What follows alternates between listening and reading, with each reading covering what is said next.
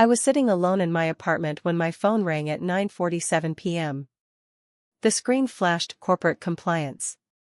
At that exact moment, my entire company was in the middle of the big annual town hall downstairs in the auditorium, the same event I was deliberately not invited to. I picked up the call and the woman on the other end said something that made my stomach drop. "Miss Harper, we've detected several large unauthorized transactions coming from your department login credentials. Over $480,000 in the last 6 weeks." I froze. Me? The quiet analyst who always did her job and stayed out of drama? The one everyone thought was harmless? In that moment, I realized my boss hadn't just used me, he had set me up to take the fall for everything. Little did they know, that phone call was the beginning of the day I exposed my corrupt boss to the entire company. I had been working at the company for almost 6 years when the cracks really started to show. That morning I walked into the open floor office like always, badge clipped to my lanyard, carrying the corrected quarterly report I had stayed late to finish the night before. Richard Harlan never thanked me for fixing his numbers, but I had grown used to it. I kept telling myself that loyalty would eventually pay off. The team meeting started at 10 sharp in the glass conference room overlooking downtown Denver. 10 of us around the table with laptops open and coffee cups from the break room. Richard stood at the head in his usual navy suit and launched straight into the presentation. Everything was going fine until he reached the revenue projections slide. He paused, frowned at the screen, and looked straight at me. "Emily, these figures are off by almost 80,000. Again. I thought we talked about double-checking your work." The room went quiet. I opened my mouth to explain that I had caught and corrected his original errors from the draft he sent me on Slack at 7:30 the previous night, but he kept going. "This is exactly why we can't consider you for the senior analyst role right now. Sarah has been crushing it lately and her projections are clean every single time." Sarah, his longtime favorite, gave a small sympathetic smile that didn't reach her eyes. I just nodded and said nothing. After the meeting ended, Richard pulled me aside near the printer station while everyone else filed out. "Look, these mistakes make the whole department look bad. Fix it before the leadership review." He patted my shoulder once and walked off. I spent the rest of the afternoon quietly updating the files and covering the gaps in the reports like I always did. By the time I sent the revised version to the team, I noticed something small in one of the attached vendor payment logs. A transfer code that didn't match any client we had on record.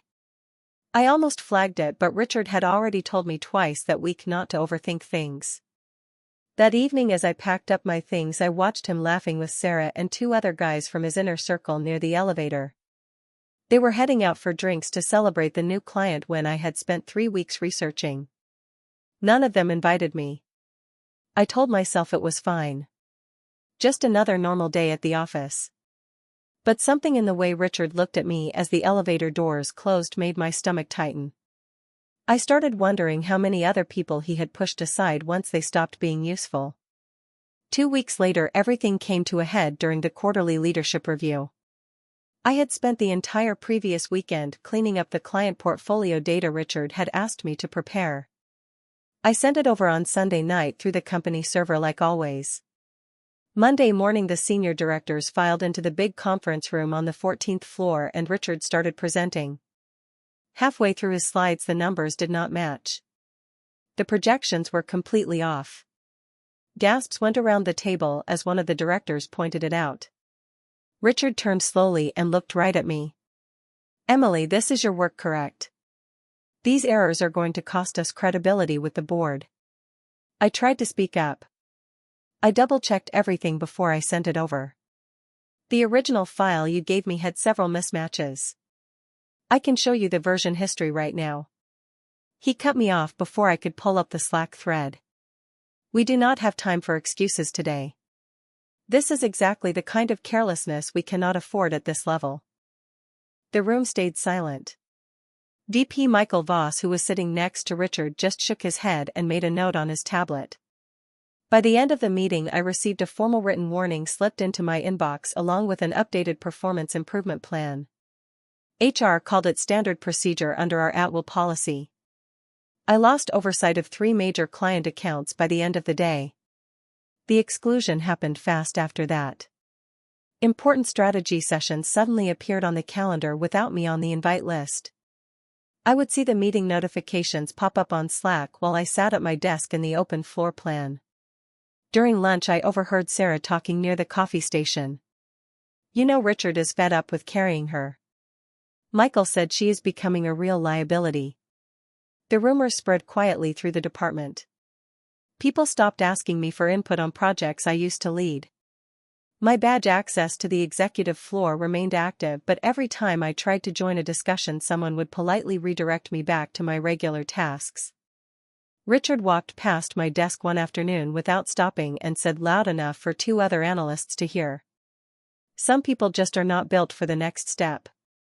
We have to make the tough calls." I stayed late that night updating reports that no longer fell under my responsibilities. While reviewing one of the restricted vendor files, I noticed the same strange transfer code from before. This time it appeared in 2 separate entries. I closed the file quickly when I heard footsteps approaching. I kept wondering how much longer I could keep covering for mistakes that were clearly not mine. And what would happen when I finally stopped? The next afternoon I was at my desk finishing the monthly reconciliation when I spotted it again. One vendor payment had been routed through an unfamiliar clearing account I had never seen before. The amount was not huge, but the routing number did not match any of our approved partners. I pulled up the original approval chain on my screen and flagged the line. I walked over to Richard's office and knocked on the open door. He was typing on his laptop with his phone pressed to his ear. "Hey Richard, quick question on the March vendor report. There is a routing code here I do not recognize. Should I verify it before we close the books?" He barely looked up from his screen. "Emily, you are overthinking things again. Just process it the way it is. We have a tight deadline with corporate and I already signed off on those. But it looks like the funds are going to a different bank than usual," I said. Richard waved his hand. "It is probably one of their new accounts. Stop wasting time on small details and focus on the bigger picture." He turned back to his laptop without another word. I stood there for a second, then nodded and went back to my desk. I made a quick note in my personal log file and closed the spreadsheet. Around me the open office buzzed with the usual afternoon Slack messages and keyboard clicks. Nobody else seemed to notice anything unusual. I told myself it was probably nothing. Just another small thing I was supposed to ignore. But that strange routing code kept bothering me long after I left the building that evening. I had no idea how important it would become. 3 days later I arrived at the office to find my calendar blocked for an emergency meeting with HR and senior leadership. When I walked into the conference room, Richard was already seated at the head of the table with Michael Voss beside him. 2 people from corporate compliance sat across with notepads open. Richard did not waste time. "Emily, we have opened an internal investigation into serious irregularities in the department accounts. Several large payments were processed using your login credentials." He slid a printed summary across the table. "Care to explain?" I stared at the pages. My user ID was listed on every transaction. I shook my head. I did not make those payments. I have never seen these amounts before. Michael Voss leaned forward. "The system logs do not lie, Emily. This looks bad. We are putting you on administrative leave effective immediately while we investigate." The meeting ended quickly after that. I was escorted to my desk to gather my things under the watch of building security. As I unplugged my laptop, Richard stopped by one last time. He kept his voice low so only I could hear. "You should have stayed in your lane. Now the company has to clean up your mess." I spent the rest of that afternoon at home going through my own records when I discovered the truth. The vendor files I had questioned weeks earlier were only the beginning. Someone had been systematically using my access codes to route company funds into shell accounts. The amounts were much larger than I ever imagined. Kickbacks. Fake invoices. Payments to companies that did not exist on any legitimate client list. Everything clicked into place. The blame shifting. The missed promotions. The rumors. Every humiliation had been carefully staged to make me the perfect scapegoat when the fraud was finally discovered. Richard had not just thrown me under the bus. He had built the bus and laid the tracks himself. Later that evening my phone rang. It was an unknown number from the corporate investigations team. They wanted me to come in the next morning to give a formal statement. As I hung up I realized the full weight of what was happening. The man who had spent months making me look incompetent had just started a war he did not expect me to fight back in. And I was no longer willing to stay quiet. The next morning corporate called an emergency all-hands meeting for the entire finance department. Over 60 people gathered in the main auditorium on the second floor. I walked in quietly and took a seat near the back. Richard stood at the front with Michael Voss and 2 HR representatives. He looked confident as he started speaking into the microphone. As most of you know, we have uncovered some serious compliance issues. We are cooperating fully with internal investigators. Rest assured we are handling this quickly and appropriately. He glanced toward the back of the room where I was sitting. Several heads turned in my direction. That is when I stood up. My hands were steady as I walked down the center aisle carrying my laptop. I would like to say something. I connected my laptop to the projector and the screen lit up behind Richard. The room went completely silent. For the past 7 months I have been documenting everything. I opened the first folder. Here are the original emails where Richard instructed me to use my login for vendor payments he personally approved. Here are the version histories showing changes made after I submitted clean reports. And here are the recordings from our one-on-ones where he told me not to question the routing codes. I clicked through the files one by one. Dozens of timestamps. Bank transfer confirmations. Voice recordings played clearly through the auditorium speakers. In one clip Richard's voice was unmistakable, telling me to stop asking questions about the vendor accounts. Richard's face went pale. This is completely inappropriate. You are not allowed to record conversations in this state. One of the HR people stepped forward.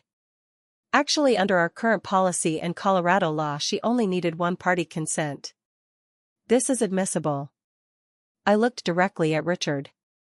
I stayed quiet for months because I kept hoping you would stop using me. But you did not. You tried to destroy my career to save yourself. Murmurs spread through the room. Several managers pulled out their phones. Michael Voss looked like he wanted the floor to open up and swallow him. For the first time since I started working there, everyone in the room finally saw who had been behind everything. And I was just getting started. The room shifted in seconds. One senior director stood up and raised his hand. Richard, the first think we need to pause this meeting right now. Another manager from the risk team was already on his phone in the back row speaking in a low, urgent voice. Richard tried to regain control. This is clearly a misunderstanding. Emily has been struggling with her performance for months. These files could be fabricated. I stayed calm at the podium. Every document is time-stamped and linked to your email address. The voice recordings are unedited. You can check the metadata yourself. Before he could answer, his phone started ringing on the table. Then mine lit up at the same time. The head of corporate investigations was calling. Richard stared at his screen but did not pick up. I answered mine on speaker so the room could hear. This is Emily Harper. Yes, I am in the all-hands meeting right now. The investigator spoke clearly through the speaker. We have reviewed the materials you sent last night. We are issuing an immediate suspension for Richard Harlan pending full audit. Security will escort him from the building. Please stay available for the FBI interview tomorrow morning. Gasps and whispers filled the auditorium. 2 security guards entered from the side door and walked straight toward Richard. He backed up a step and raised both hands. This is ridiculous. I built this department. You are going to believe her over me? Michael Voss slowly moved his chair away from Richard without saying a word. Several employees who had been avoiding eye contact with me earlier now watched with open disbelief. The head of HR stepped forward and quietly asked Richard to hand over his badge and company laptop. As the guards escorted him toward the exit, Richard looked back at me one last time. His face was flushed and his usual confidence was gone. The entire room watched in silence as the doors closed behind him. The meeting never officially ended. People started gathering in small groups, talking in hushed tones. My phone would not stop vibrating with missed calls from investigators and legal. What had started as an attempt to destroy me was now unraveling everything he had built in front of the entire company. The next few days moved fast. By Monday morning, Richard Harlan's name was removed from the company directory. Security boxed up his office while 2 federal investigators walked through the floor asking questions. The official memo from corporate announced his immediate suspension pending criminal charges related to wire fraud and embezzlement. Michael Voss did not last much longer. 3 days after the meeting, HR called him in for a closed-door session. He left the building that afternoon carrying a small cardboard box and avoiding eye contact with anyone. 2 other managers who had been part of Richard's inner circle suddenly found themselves under performance review. I received an official letter from the company 2 weeks later. It stated that the investigation had cleared me of all wrongdoing. They restored my full responsibilities and issued back pay for the time I had been placed on leave. The head of HR even stopped by my desk personally with the paperwork. "We apologize for how this was handled, Emily. Corporate wants to make this right." Colleagues who had once whispered about me in the break room now nodded politely when I passed. A few even came by to say they were glad the truth came out. Sarah, who had received the promotion I was denied, quietly moved her things to a different floor. I kept my head down and focused on my work. The strange routing codes I had noticed months earlier were now central pieces of evidence in the ongoing case. Every new update from the legal team reminded me how close I had come to losing everything. One afternoon, as I was leaving the office, my phone rang again. This time it was the lead investigator letting me know they had formally referred the case to the U.S. Attorney's Office. The company was still dealing with the fallout. And I knew there was more to come. 6 months later, the case finally settled. The company was ordered to pay full restitution for the losses and implemented new approval protocols for all vendor payments. Every transaction now required dual sign-off and automatic audit trails. I received a formal letter from the board acknowledging my role in protecting the company. One Tuesday morning, the head of finance called me into her office. She closed the door and slid a new offer letter across the desk. "Emily, we would like to offer you the position of senior compliance lead. It comes with a significant raise and direct reporting to me instead of the old department structure. You have earned this." I read through the contract carefully. It included full benefits restoration and even contribution toward my health insurance deductible. I signed the papers and shook her hand. "Thank you. I appreciate the opportunity to help make sure this does not happen again." I moved into my new office the following week. The same colleagues who once spread rumors now asked for my input in meetings. I kept my interactions professional but never forgot who stood by me when things got difficult. In the end, I did not go after revenge. I simply refused to stay silent. The system worked the way it was supposed to once the truth came out. Richard Harlan faced federal charges, and those responsible quietly disappeared in the months that followed. I still work at the company today. Some evenings when the office is quiet, I look out over the Denver skyline and think about how close I came to losing everything I had built. Instead, I gained something better. A reputation based on honesty and a career I earned on my own terms. The day I exposed my corrupt boss did not just change his life. It changed mine for the better. And sometimes the strongest thing you can do is simply choose to tell the truth.